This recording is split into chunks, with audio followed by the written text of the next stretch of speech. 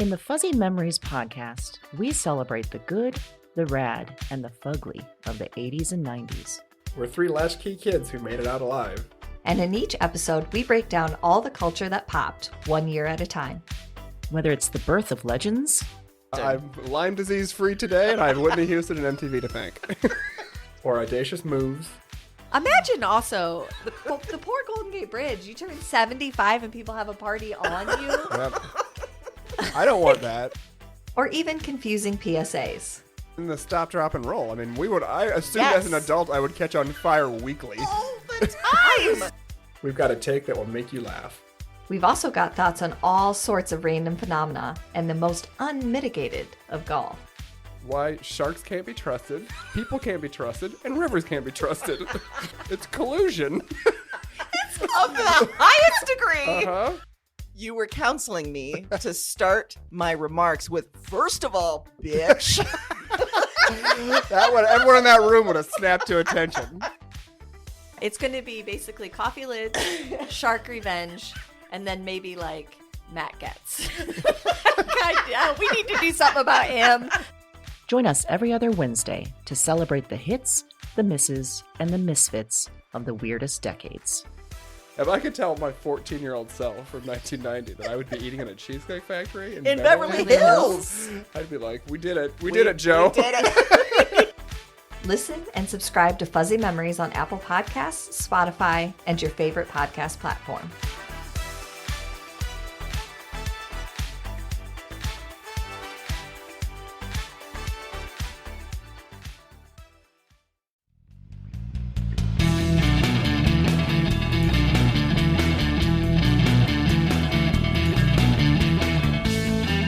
Hello, and welcome to Broads and Books, the podcast with one unique theme, 4 handpicked book recommendations, and 2 broads. I'm Amy.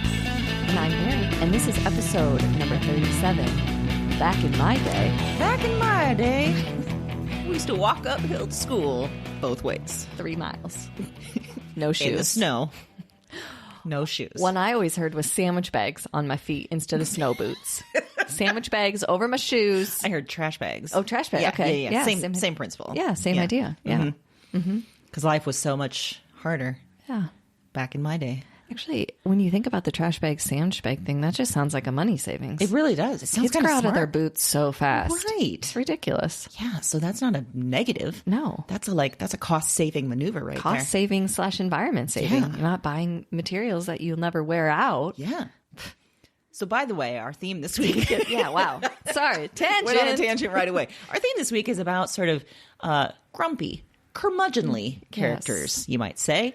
People that are just sort of over it. Mm-hmm. They don't care. They will yell, "Get off my lawn." They will say, "Back in my day," with no irony. No. And that's who we're thinking about this week. Yes. Yeah. We've embraced them. We have. Mm-hmm. There's a lot to embrace. There is. It kind of sound amazing in a lot of ways. In a lot of ways. There's a directness there that I have to appreciate sometimes. Yes. Mm-hmm. Well, thinking about curmudgeonly characters, Amy. Yeah. How do you picture yourself as an elderly person? And because a lot of curmudgeons may be seen as elderly, I'm all for it. I picture myself as like sort of a Cruella Deville type character with like a shock of white hair next to my red hair. Like part of the hair is grown white. Part of it, there's still a little bit of red. Okay. So I just like super crazy. Yes. I'm going to skip the dog hair coat because I'm vegan and that just doesn't fly with okay. me. That makes sense. Yeah. And the killing the dogs part. Killing the Okay. dogs Okay. part. That's going to be a big no on that Yeah. one. Okay. Hard pass. Yeah. But also I'm going to be like the old lady at the rallies that, hold up signs that say like, we still are talking about this shit about like abortion and reproductive rights. I'm going to be that lady. Okay. Yeah. Are you going to have like a cadre of dumb men that you have them do your bidding? You Because are that Cruella absolutely Deville has right. that. Yes. Okay. Ooh, that's a big important part that I forgot. You're Yeah. right. Yeah. I need them to be shirtless. Oh, and I need okay. them to do my bidding. New detail. That's fair. That's fair. Okay. Basically, I want them waiting on me hand and foot. Yeah. And be like, listen, you're not going to get a job unless you take your shirt off. It may be sexual harassment, but guess what? We've been dealing with this a long time. It's time you deal with it. You try it. Yeah. Yes. And also, maybe you could use them instead of like dog killing. They have to go save animals. Like that's part of their thing. Yeah. Like they get rewarded for how many animals they save. And I like it. yeah. Yeah. They just have to bring it to you. Like I picture you just watching TV and they're like, here's my offerings this week. And you're like, oof. You're not hitting your quota. Jasper got 500, so probably want to put in a few more Jasper's hours. looking real good without his shirt. I don't know about you, buddy. Clearly not doing your push-ups. Yeah. Obviously. Got some I high like you standards. as a curmudgeonly character you. / Yeah. elderly person. It's enjoyable. So, Erin, do you have any experience with a curmudgeonly character yourself? I do. And one that would frequently yell, get off my lawn. In fact, yes. So in the neighborhood that I grew up in, there was like my house, and then there was a house in between, and then the house on the other side were close friends of my parents, our family. The house in between, when I was young, she was always, it was a female curmudgeonly character. She was always real intense, but then her husband died and things like ramped up to a new level.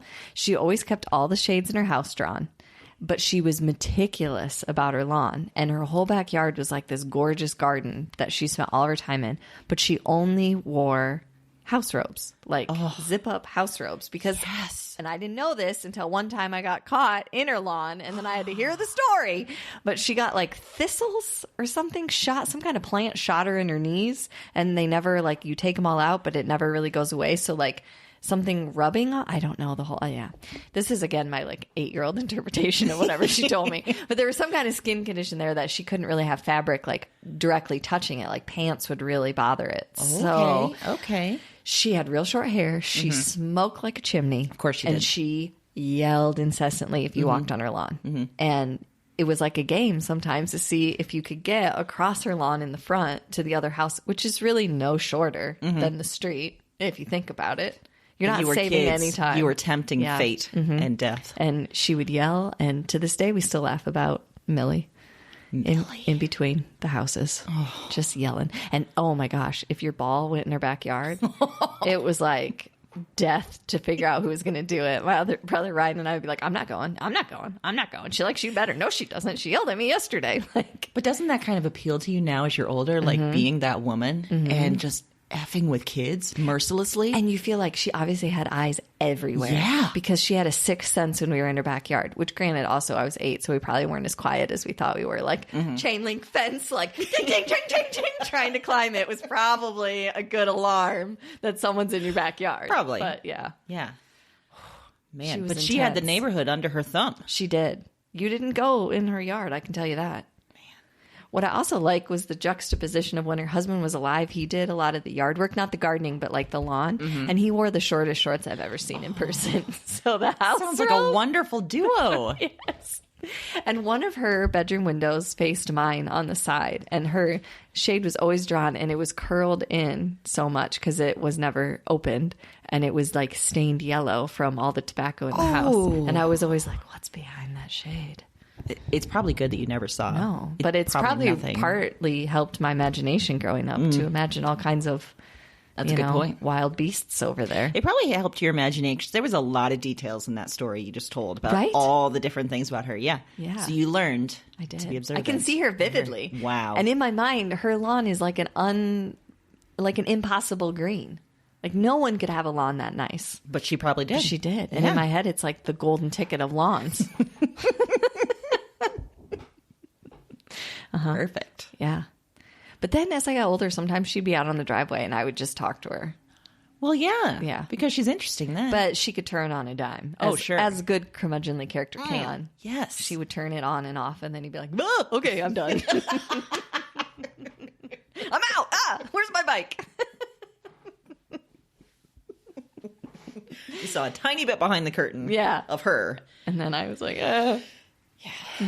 So that was a real life experience with a curmudgeonly character. Man, she sounds like a real life Miss Havisham in a way. Yeah. Yeah. Yeah.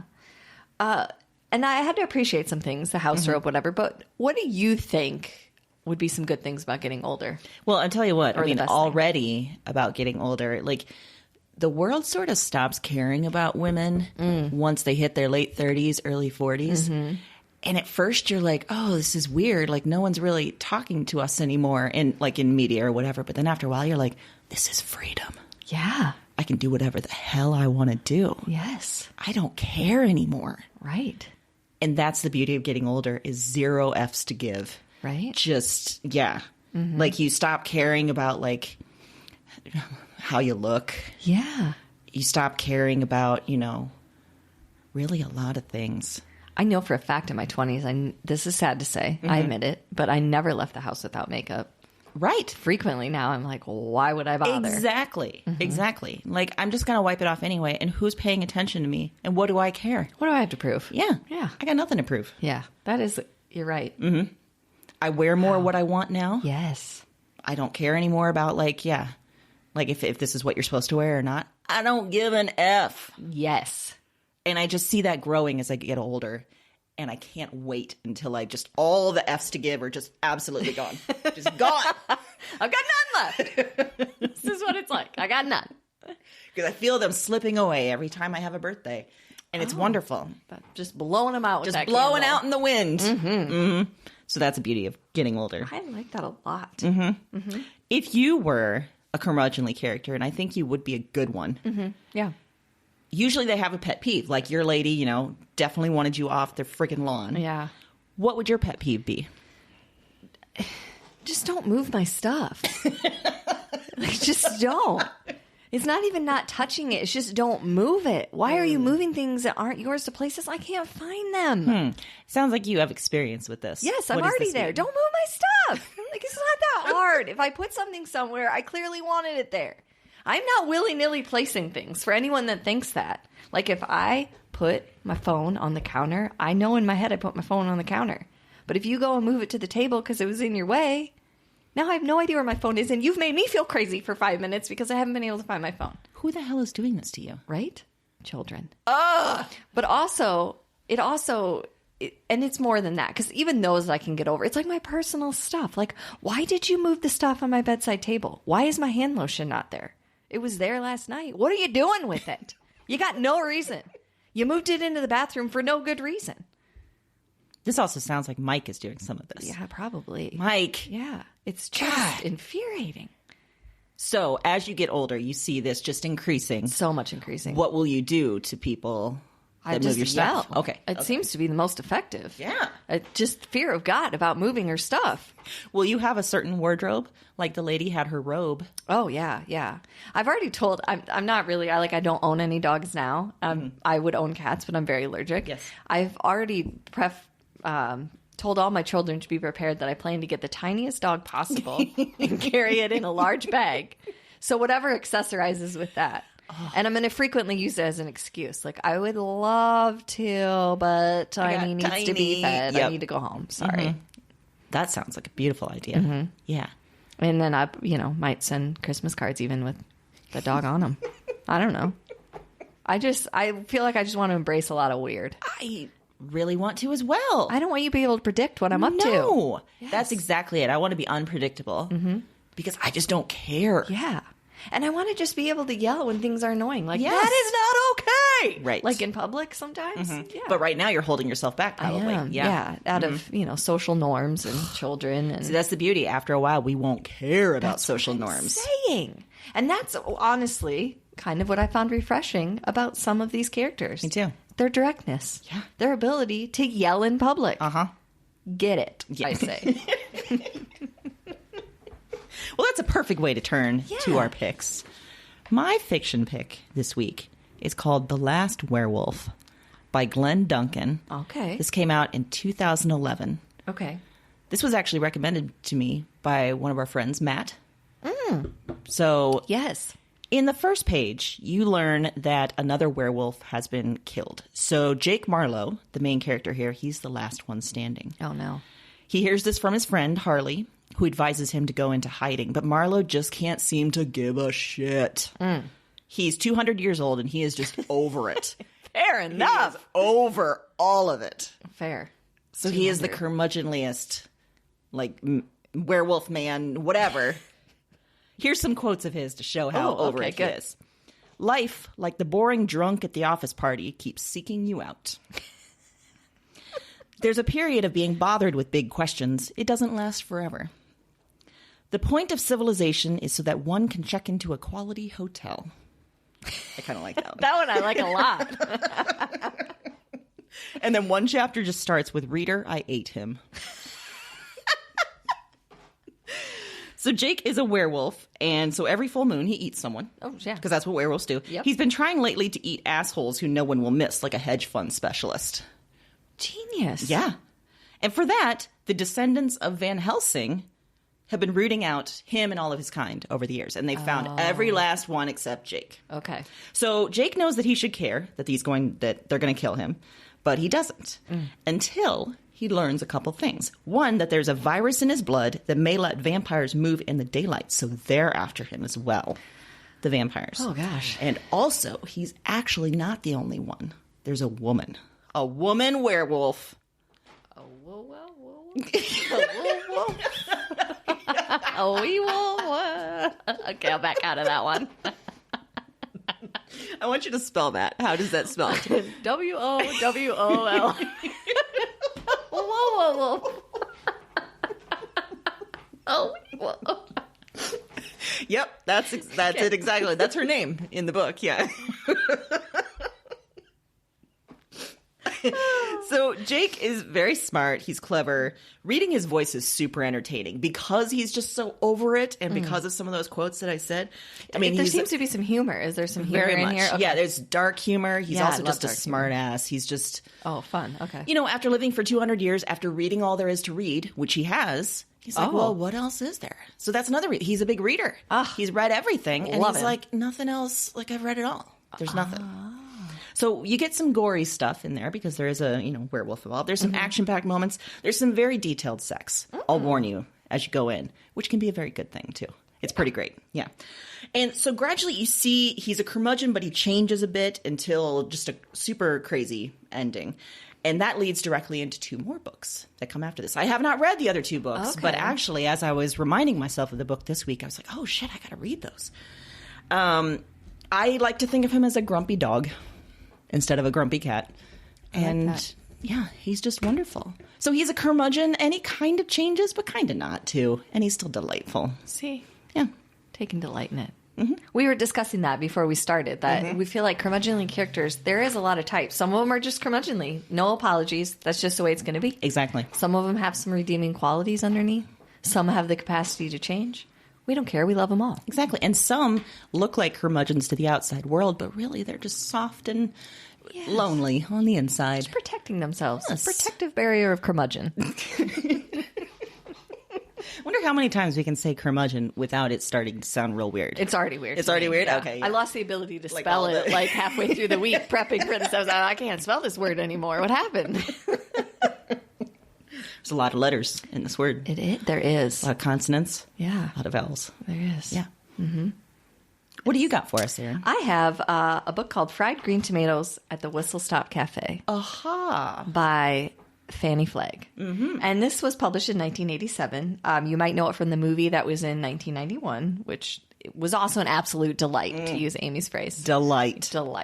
But what's interesting to me about this book, and the reason that it came up now, is that this was probably the first book that I read like after I saw the movie. The movie kind of sparked my interest, and then I read the book.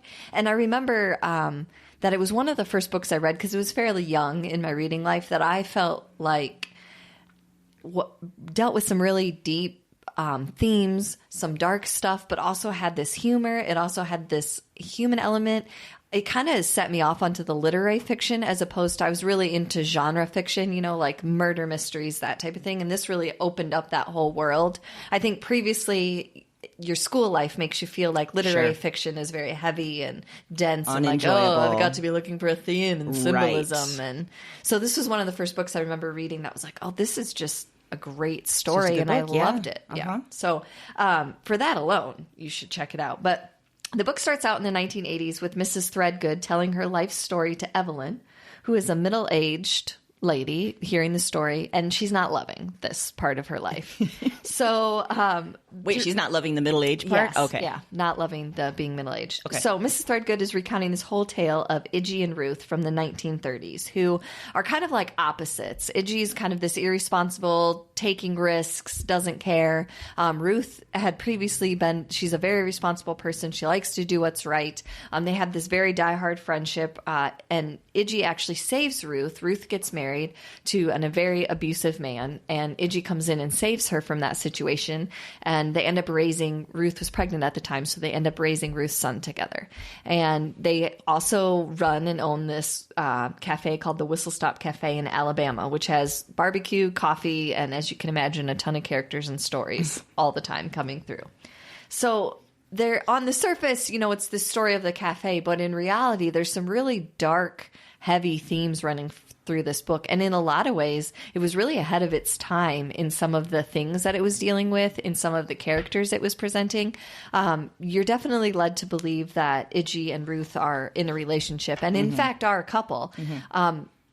But it's done so in a way that I think is made to make you feel like they would have handled it in the 1930s. Obviously, this isn't something that they necessarily would have been broadcasting, as it wasn't accepted. And if you think about when this was written in 1987, a lot of that was still the same. For sure. And so it's interesting if you go back and read some of the reviews or some of the comments, that people didn't seem to grasp that. Like, it wasn't even something they could understand or compute. So I find on that their radar. Yeah, fascinating. But so I think, you know, when I say ahead of its time a little bit in addressing not only that this is something that is perfectly acceptable and normal, but also has been forever. Yeah. So here we are presenting characters from a, you know, time period long ago. It's great. It's gripping. There are differences from the movie. So if you've seen the movie, it's still worth a read. And the reason I picked it now is because, honestly, I couldn't really narrow it down to one curmudgeonly character because there's quite a few. I mean, it's in Alabama in the 1930s. Yeah. In a cafe. They're over it. Yep. Yeah, there's going to be a lot of curmudgeonly characters. And in fact, all of them show signs of being curmudgeons at different times. But there are some, like, really, when we were talking about the different types, like, there's a couple of curmudgeonly characters that I would say are just, like, angry and don't really understand the source of their anger. There are some that are, you know, anger on the outside but are softy on the inside. I mean, it has all the ones that we've talked about. So for that reason alone, get into those characters. But I loved it. And I loved the movie too. Yeah, I was trying to remember in the movie, I did get the sense from the movie that they were in a relationship, right? They didn't gloss over that in the movie. No. Yeah, okay. No. Which is kind of, in 1991, kind of brazen as well. It was, yeah. And it really, I would say, depends on your reading of it too. Like, you know, it's interesting. I almost think how open-minded you are when you come to the book kind of changes your interpretation of it maybe a little bit. But also how maybe blind you want to be to things also can color your interpretation of it. So, yeah. I like that. That's a good pick. Yeah, I don't think I've ever read the book, but I do remember the movie and thinking, like, all these ladies are awesome. Yeah, it's great. No, and the book is wonderful. Excellent.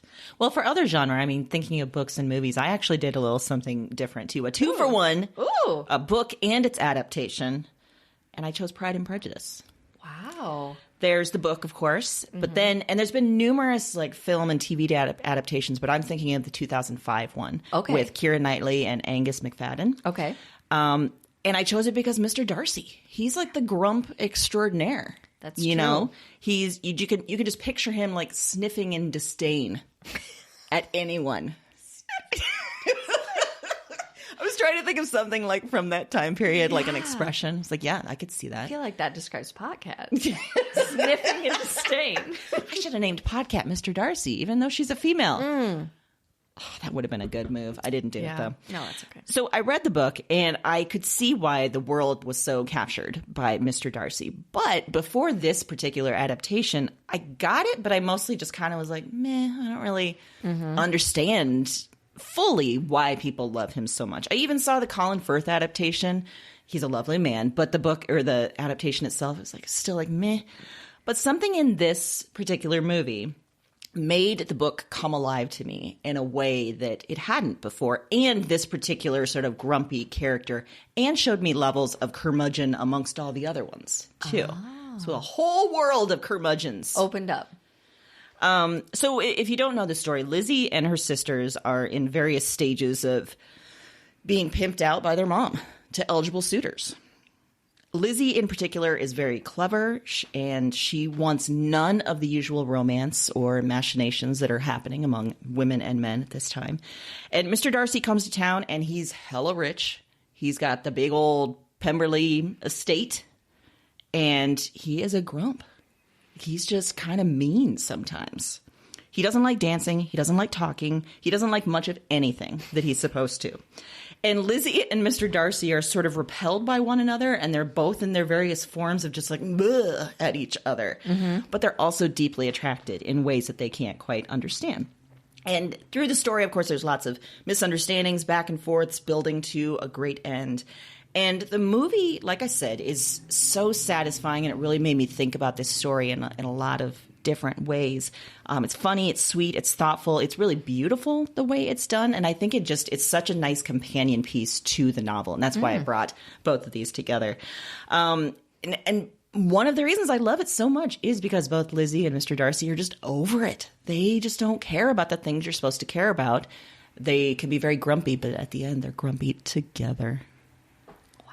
And finding their mutual grumpiness.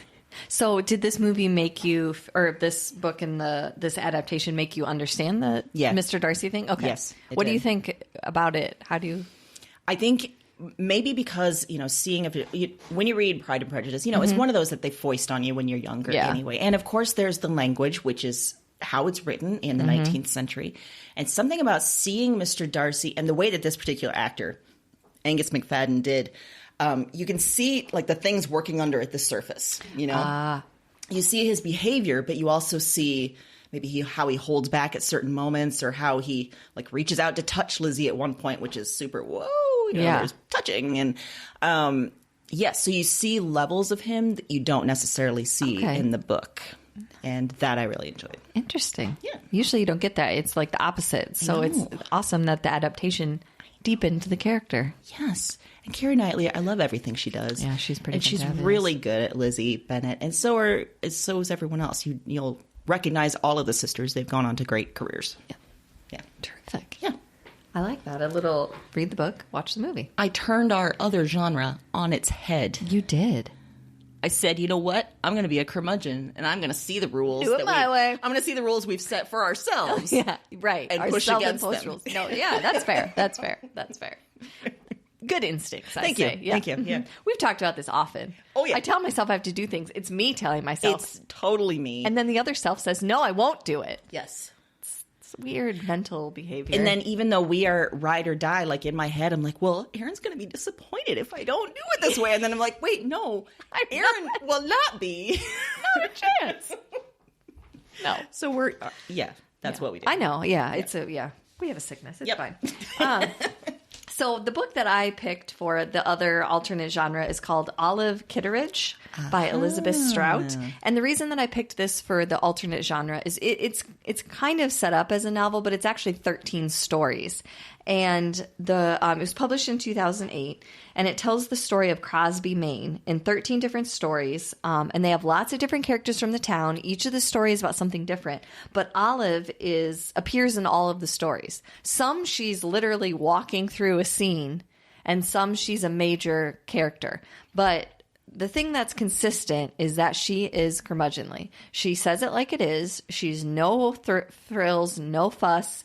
You get the idea that she's almost like impenetrable to emotions until some of the later stories, and then you understand how deeply she's feeling things, which is why I really like her in this as a curmudgeonly character, because I keep saying I like the directness of curmudgeonly characters, and that's particularly true with her. I like that she just sort of says what she thinks. Yes. And sometimes it can be taken wrong, but a lot of times it's exactly what someone needed to hear. Like, I just needed someone to be honest and not say the thing that they're supposed to say, but say the thing that they're not supposed to say. Right. And I love her role in all the different stories for that reason. I also like that we get the other side. We get a little bit of what's going on with her and why she presents that way, or what's happened in her life to get her to that point, what she feels about things now.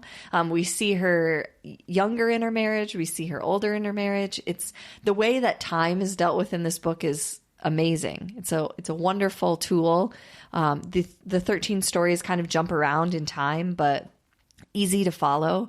You get gripped in right away by the characters, and you get little snippets into, these other people, the other townspeople. And what I love about it is that I think it ultimately kind of reads like a long-term relationship because there's this ebb and flow to the whole novel or all the stories. There's kind of this up and down feeling, of, things are so good and then things are not so good. And then, you have this kind of feeling of loss and then you have a feeling of happiness. And I think that that's very, reminiscent of a long-term relationship, whether that be a marriage, a friendship, whatever it is. But I really, really enjoyed this book. And it is a series that HBO put out in 2014. I haven't seen it, full disclosure, but... Frances McDormand. I know. I bet she'd be really good at it. Yeah, I do too. I think that too. And I thought that I heard somewhere that it was maybe going to be a movie. Like someone was trying to jump it off into a movie. Did you see there's another book by Elizabeth Scott just now? Yeah. Just came out, called Olive Again. Yeah, and I haven't read that yet, but I will because I truly enjoyed this book and I loved the writing. It's very gripping and she's incredibly great at characters. Awesome. So, yeah, it's wonderful. I remember seeing... I've heard such good things about this book, and I think I've dipped in and out at various points, and I haven't read the whole thing.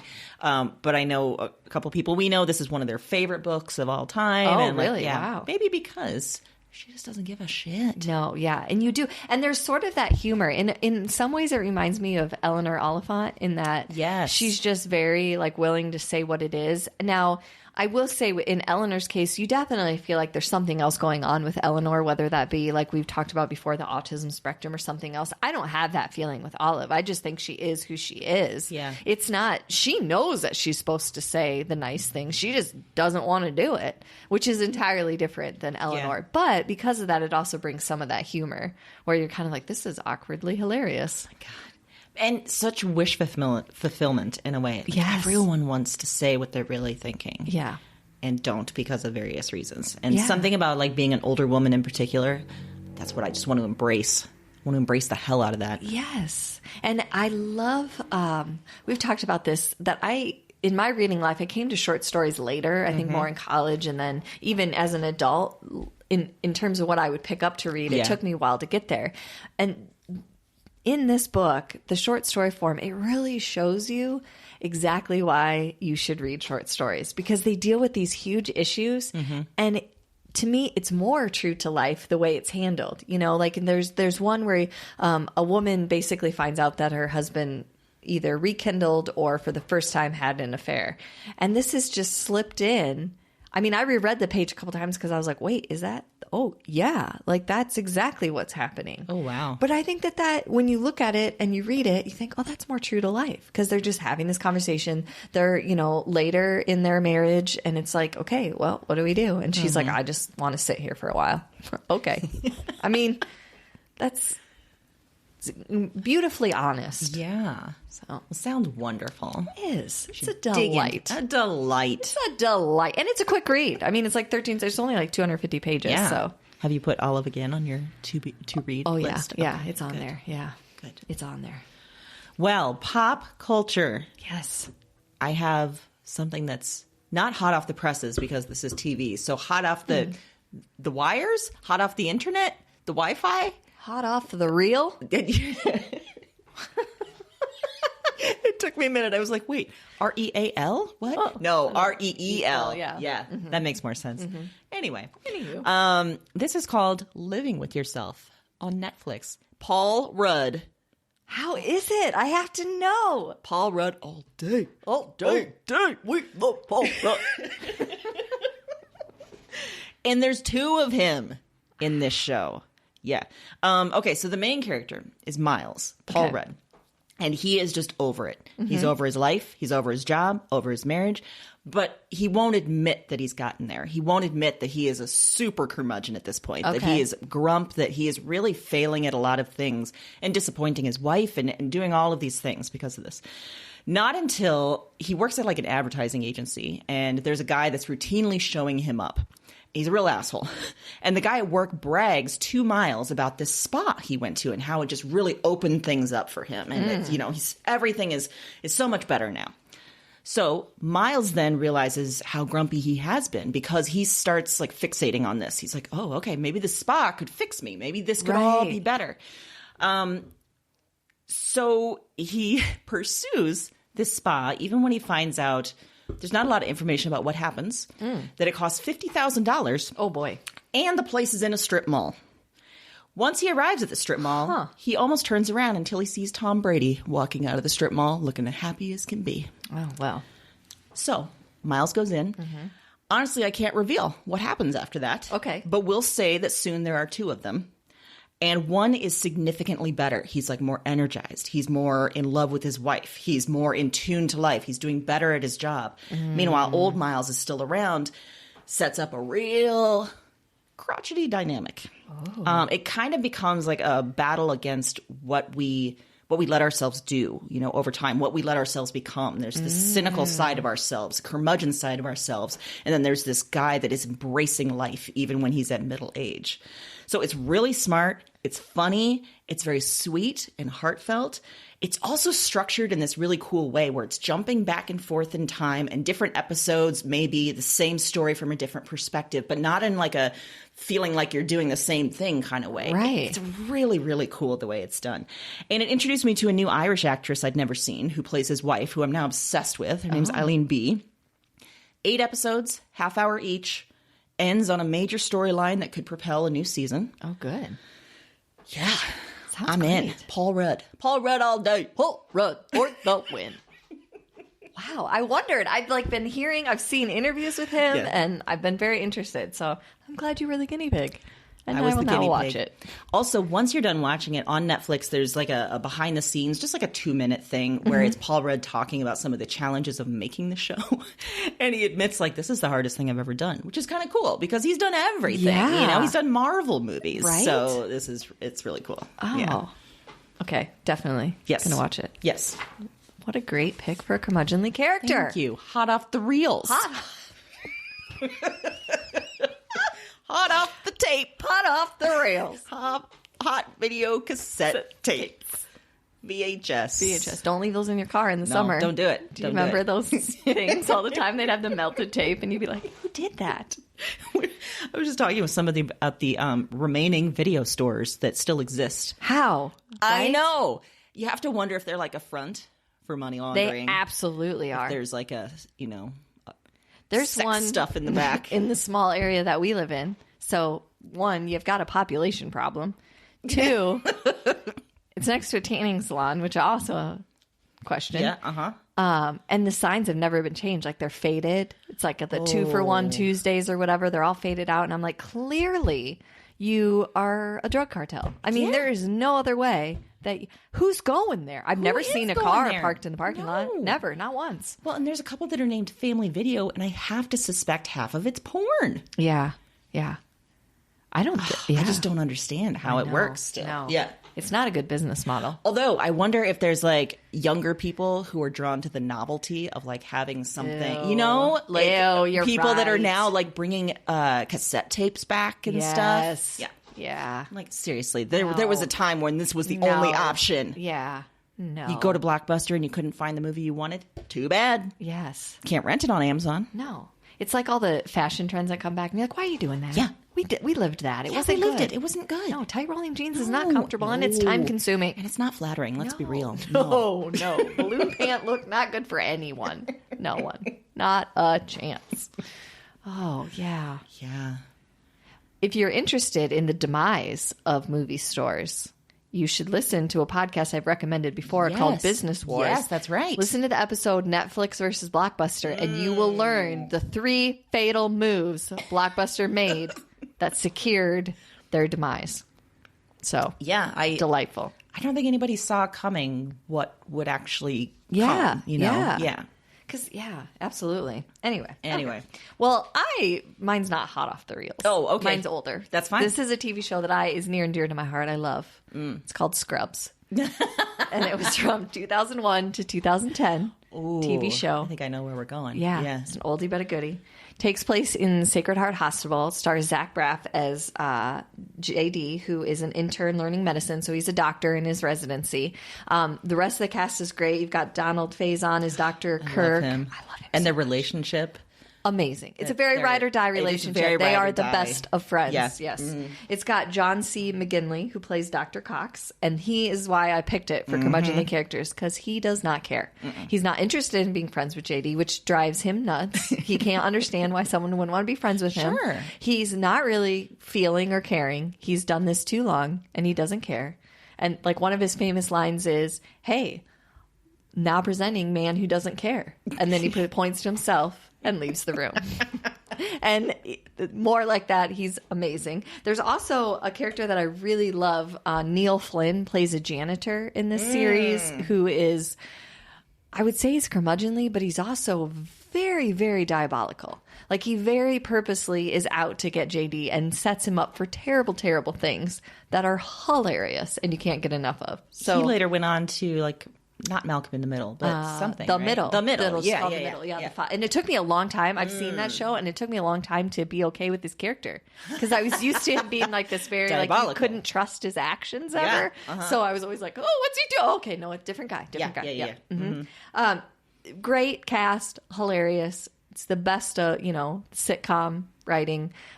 It's when I fell in love with Zach Braff just as an actor. He's the perfect guy for this role. It's wonderful.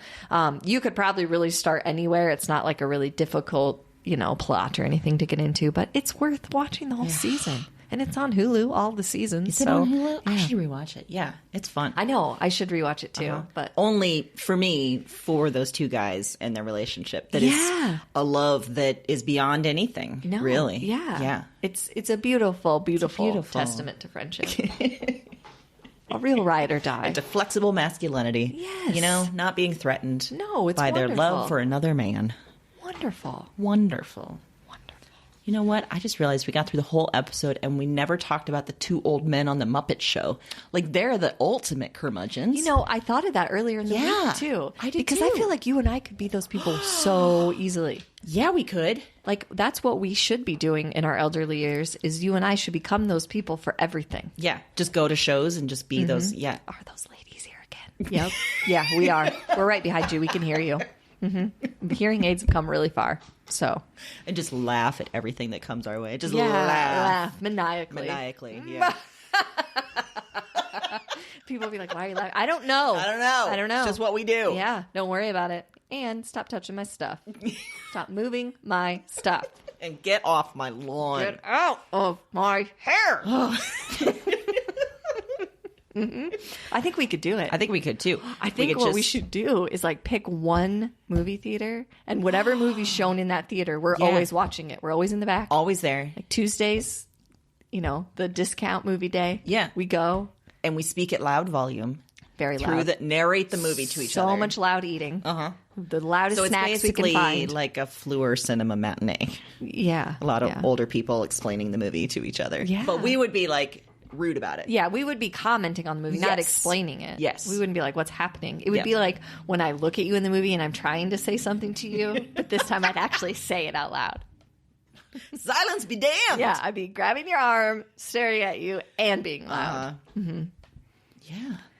It's a wonder that you still go to movies with me. When I describe that behavior, looking at you, grabbing your arm, and then staring more intently, because nothing about that should be off-putting. I just go with a big bag of popcorn and be like, hey, Erin's gonna really intently stare at me a lot. And I just gotta go with it.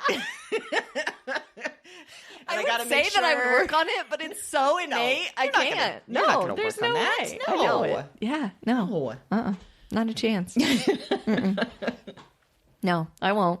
I can't control it. It's the same thing as the grabbing thing. I can't control it. I just have to put up my own protectors. Yeah. And that's almost the opposite of being a curmudgeon, because you're so into it. Yeah. You just want everyone to have a good time. Whereas when we get older, we have to shut down good times. Okay. We have to Well, just I really, want to be selfish with good times. Like, I want us to be having a good time, but no one else. Right. And if you're going to ruin my good time, I will ruin yours. Yeah. Like, then I won't be afraid to say, you're too loud while I'm eating loud. Or, Stop "Sit crinkling down. that." You already went to the bathroom. No more bathroom breaks. Yeah, stop crinkling that. We ban candy from being sold during this movie. Yeah. And no snow caps, that's for Oh, sure. God, no. I'll just knock those off the shelf defiantly. Never! Not in my movie theater. No, what you'll do is walk up and down the aisles, and when you see someone with snow caps, no! Knock them out of there. Get that shit out of here. Like a cat. We'll take cues from podcast. Just knocking stuff over. Yes. You know, curmudgeon-wise, we have a lot to learn from Podcat. Right. She's already embraced it. She has. She knows something we She don't don't know. give a shit. She does not. I got yelled at earlier today. Yeah. We were trying something out, and I had to leave the room without Amy. And apparently, I'm not allowed to be anywhere in Podcast's house without supervision. Is what we learned. So I have very much ticked off Podcast today. She then went instinctively to guard her food, which I also took offensively. I'm not going to eat your food, Podcast. Okay. Are you sure she was guarding it, or was she like, is this really my food? I can't Yeah, figure it could out. be either way with her. You don't know. Yeah, you don't know. Another part of a curmudgeon. Yes. You don't know. Like, people could like, no, they just need help. We want to always be teetering that We line wanna where be you're not teetering. sure. Yep. So then if someone comes to help, we're like, no, we didn't need help. That's another benefit of getting old. People will think that we're like old and decrepit, and we're like, oh no, we're just drawing you in. Mm-hmm. I think that maybe, and I don't work out now, but I think maybe in my elderly years I will, just to be spry, Yeah. to throw people off. Yes. Mm-hmm. I like that idea. Because it'll be against what society thinks, so then it'll seem appropriate. So as you get older, you'll get more limber and strong instead of the other way around. Okay. Yeah. I like that. That's probably just good self-preservation too, because It I'll is. probably fall more. So You want to prevent the osteoporosis. probably already riddled in my bones, but Your bones are like Swiss cheese. just holes and holes, waiting to crush Hollow upon bird themselves, just waiting to compact at any given moment. But I feel confident that my bones are not going to collapse before next Wednesday. Excellent transition, Erin. Which is when we'll be wow. That was amazing. You linked osteoporosis to our weekly podcast schedule. Yep. Whew, I could have been a newscaster.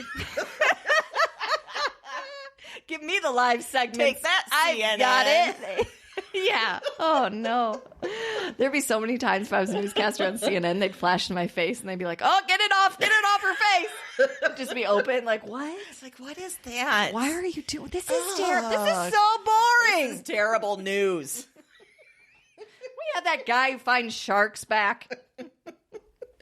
So yeah, we're going to be back next week. We are. Yep. And in the meantime, you can check out our website where we have all the recommendations we made in this episode and bonus material. So much bonus material. And we are planning more bonus material. So much good bonus as we material. speak. Like as I speak right now, in my head, it's machinations because we're just thinking all the time. Always All the time. thinking. Always Idea thinking. factory. That's right. Up in here. Yep. But you could also give us ideas if you wanted to. Yes, If you thought, gosh, you know what I'd really like to know?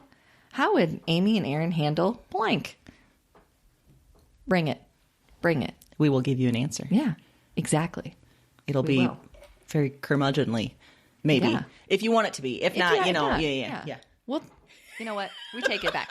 We're going to do it how we want to do it, and you deal with it. You gave it to us, so we're going to do what we want. That's a true curmudgeon speaking right there. See? Love it. Love it. Yes.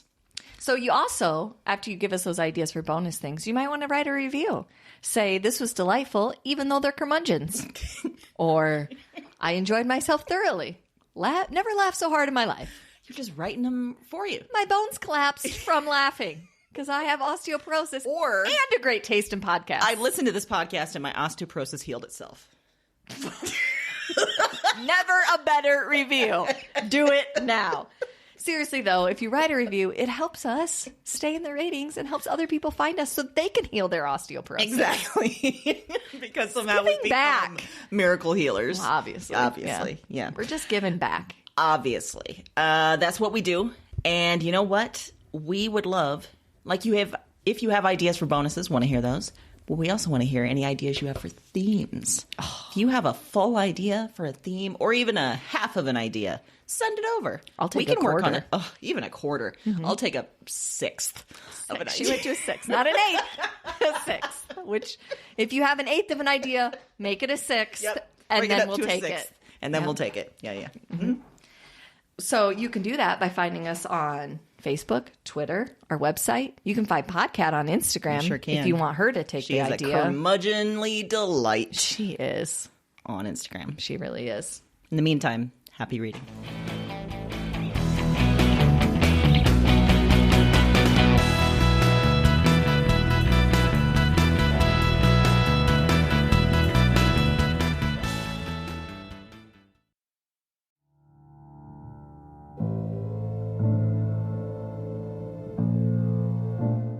I'm up again. Same night, another dream. Before trying this recording thing, I didn't remember much of anything of these dreams. I didn't remember much from any of the women. And one night of doing this, and it's broken things open. The dreams they're in me, and they're coming out of me, and To me, I am not broken. I am the most whole, most real. cause their despair. I wait for the word. Witch. Look at the mad woman in her cage. She was a woman with holes inside her.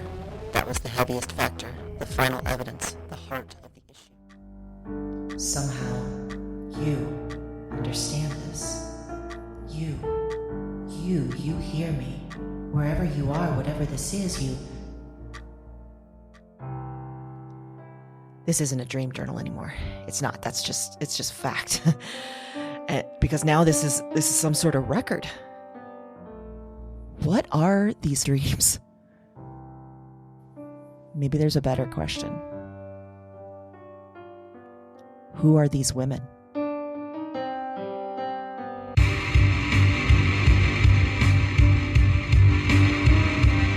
Weird Woman is a Broads and Books production. All 9 episodes are available January 10th. Listen and subscribe to Weird Woman on Apple Podcasts, Spotify, and your favorite podcast platform. That's WYRD Woman, wherever you listen to podcasts.